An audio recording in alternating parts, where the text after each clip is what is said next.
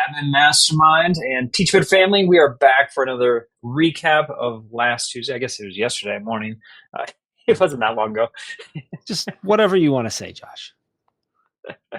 All right. For those who weren't in attendance, thank you so much for joining the recap. We're going to talk through some of the topics that were discussed yesterday, get some highlights, and a very important topic, Jeff, that I'm going to throw your way just as a caveat. I wasn't there yesterday morning because Yeah. my crazy family had a million things going on, and I was playing Daddy Taxi. So thankfully, Mr. Jeffrey Gargis took the reins, did a phenomenal job, and I'm going to throw it your way for the topic. I got to tell you, Josh, it was great to not have you there. We no, obviously, we love double teaming this. And the team always ready to jump in when needed to help lead it. And the crazy thing is, Josh, I think you agree with this. That honestly, since we got back to having our weekly mastermind every Tuesday morning, 9 a.m. Eastern, we take the summer off. We started back at the beginning of August, and every week it has been great conversations. And I feel like it took maybe 1 or 2 to get back into the swing of things, and since then, Yeah. you and I have a big list of, prompts and questions we can, use to kinda spark the conversation, and we haven't had to use almost any of them, especially over the last None. maybe Yeah. 4 or 5 weeks. And Yep. yesterday was no exception with that because, one of the things that we really try to make this administrator mastermind is a space for school leaders to come whenever they can.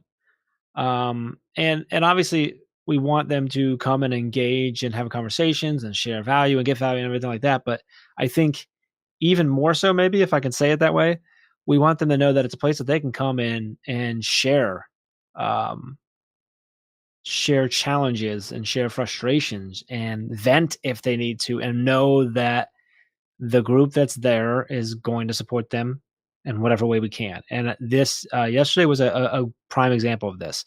I'd love to say that we had a bunch of great ideas for this person, but honestly, as you know, this is a tough topic. But one of our Yes. members brought a challenge that their school has been facing, and that is a seemingly increasing or definitely increasing amount of parents who are coming in for of various reasons, with anger, and the word that they used was aggression. And they have multiple parents right now who have had to been taken away by the police, who are now in court battles with them for not being, no longer being allowed on campus, and so on and so forth. And one or two specifically that, where they actually felt unsafe, and the receptionist, the secretary, also felt unsafe. And the struggle is obviously just the toll that that takes on you as a leader mentally, on your team that has to deal with it. But also, one of the things that she said is, how do you balance this continuing to be open and welcoming to the community while also being safe when stuff like this happens? And so, you and I talked about this just briefly before, and unfortunately, you also have a lot of experience with this in your roles. So I actually, it's interesting to me. I would obviously, we always want you to be at the mastermind, but we understood why you couldn't be there yesterday. But it gives me a kind of a cool opportunity now to just literally ask you now on the spot for this podcast and this recap here. To kind of, if you wouldn't mind sharing maybe some of your experience with that and how you approach that when it happened, maybe the individual situation if you want to, but also the larger picture of what do we do to make this, either to lessen these and or just deal with them better moving forward. Yeah. I would say that I feel like the aggression has increased over the years. I mean, obviously, I was a admin before the pandemic, during the pandemic, and after the pandemic. And I felt like just as the years went on, um, I would say the aggression term that you use amplified more and more and more. And I think just with, I mean, first off, we have to understand that these parents are human beings, and they're going through crazy stressful times. I know in my experience, a lot of the parents didn't have a good experience in school, and there was a distrust there, and there were some barriers that were constructed through just their time as an adolescent to now an adult. And it was really for me to not be an adversary, to really be open and say, hey, I understand, but we're on the same team, and making sure that I was communicating we both have the best interest of your child, and having that as our baseline where we come to an agreement right away.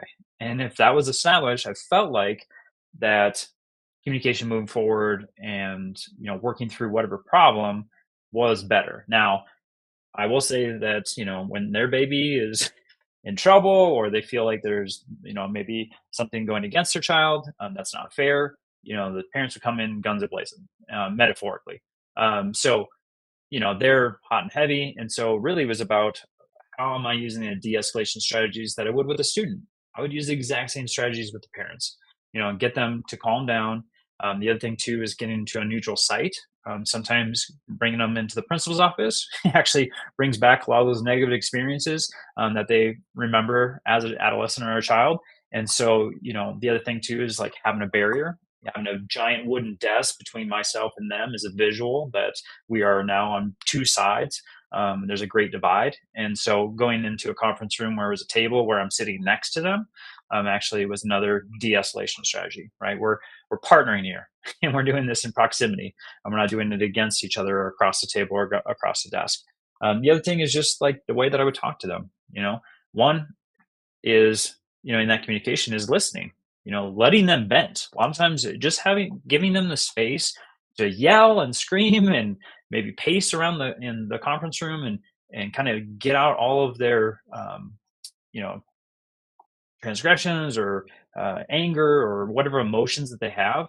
Just giving that space to vent a little bit, really allow them to then kind of regain themselves and calm down, feel like they were heard, and then get to the solution or to the problem. So I think for all of those things, like what we're doing with our kids is no different than what we're doing with our parents. But the parent piece is huge. We always talk about that triangle, right? As far as the school, the students, and that third triangle piece is the parents. And it's so important. And we have to have their buy in. We have to have them as partners in everything that we're doing. And when they're getting aggressive and when maybe they're yelling, or I've had people try to intimidate by getting in close proximity, or, if there's a gentleman at 6'3", he's trying to tower over and look down on me because I'm a shorter guy. Like, okay, I get what you're doing, but at the same point, like I have to communicate what are the standards. Like we're not doing that here. That's not what we're about. Like we're not going to get violent. I've had parents try to fight students and reminding them like you can't do that. That is not that's against every policy in the district or in society. Like I will be calling someone else, which is the police, in that situation and walking them through. Okay, if you choose to do this, this is what's going to occur moving forward. Being very clear in that communication, because sometimes in the midst of just anger and high emotions, they don't think clearly. It's just like our kids. They get in this survival mode and then they start acting out. And so if you can just kind of be that buffer to get them to de-escalate and to actually think about what they're doing and how it's going to potentially change not only their own lives but their kids' lives, I think that's when we can start getting into the non-aggressive behaviors. So, one of the things that we discussed with the group yesterday, Josh, well, first off, thank you for all of that. I think that was great. And a lot of points that were made yesterday, but also some additional ones. One of the things we talked about was, during we'll call it a vent-in process of this, this person didn't come really necessarily hoping that we were going to have some magic solution. They have tried a lot of stuff. They're good at what they do. They have a good team. It was a little bit of venting, which again, with what the group wants to do. But one of the things that they mentioned was like them wanting their superintendent to put something out. Now they were thinking a little more like knock it off community, or we're going to put the put the foot down or whatever. But that led to a conversation of, okay, like communication is big and there's a way to communicate to at large to the community that, hey, we're seeing an uptick in this. But instead of if it continues, we're going to do XYZ, it's the discussion was around, hey, we're seeing an uptick in this. And because of this, we're putting these measures in place to protect your children, our students, and our staff. And here are some of the things that have happened to folks that have come in this way, right? And listen, the steps that you're taking, either whether police, court, all that type of stuff, right? Because that kind of lays out hey, just in case you were thinking about coming in, how we're going to handle this. And if you hear about us doing these things to a fellow community member, it's because this has happened and we've taken all these steps. Very, very clear and reminding your community that, hey, this is what we're going to do if this happens. But also making them all aware, they're like, hey, this is happening. So like, keep your eyes out on folks that are in your community. This might be, for all we know, like this might be a friend or family or colleague that maybe you can help us out with. And just remind them also, hey, look, that we're dealing with this. We're doing the best we can. They discussed the idea of, one thing was like, sometimes these parents have come in at times like right at the start of the day when like it's really hard to get things done and help them anyway. So communicating more clearly and reminding the community of like, hey, if you need something, even if you're upset, like, please, you need to try to come in during these times so that we can actually help you. We can properly, to your point, listen to you and understand what's going on. So then hopefully we can fix it for you. So we did talk about that, and I think you kind of harped on that. Like the communication is key here, and I think to the community, but also I think we talked about this a little bit, Josh, and maybe like to hear what you and your team used to do is like having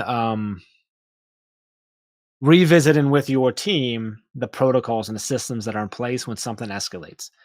And if something has recently escalated beyond what you've dealt with before, maybe there's additional things that need to be added to your protocols and your plans, and potentially bringing in obviously your school resource officer if you have one, but also maybe the local police or someone there that can also help you go through this process, making them very aware of the escalation. This particular district, I think, has like 5 buildings, one resource officer.